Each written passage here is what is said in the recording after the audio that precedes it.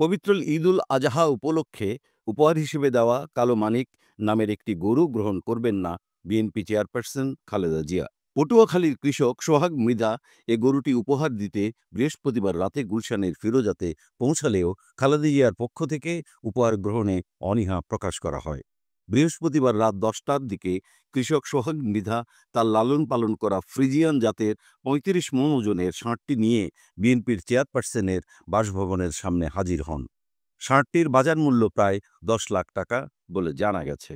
বিএনপির মিডিয়া সেলের সদস্য সাইরুল কবির জানান, বিএনপি চেয়ারপারসনের ব্যক্তিগত চিকিৎসক ডাক্তার AZM জাহিদ হোসেন উপহারের বিষয়টি খালেদা জিয়াকে অবহিত করেন।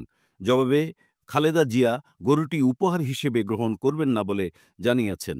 তিনি সোহাগ মৃধাকে সেটি নিজের প্রয়োজনে ব্যবহার করতে বলেন এবং তার জন্য দোয়া কামনা করেন।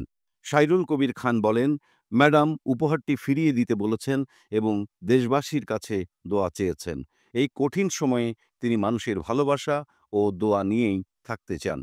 উল্লেখ্য, সোহাগ মৃধা কালো মানিক নামে পরিচিত ষাঁড়টি নিয়ে সকালেই পটুয়াখালীর মির্জাগঞ্জ উপজেলার উত্তর ঝাঁটি বুনিয়া গ্রাম থেকে ঢাকার উদ্দেশ্যে রওনা দেন। তাঁর ইচ্ছা ছিল ঈদ উপলক্ষে নেত্রীকে প্রিয় ষাঁড়টি উপহার দেবেন।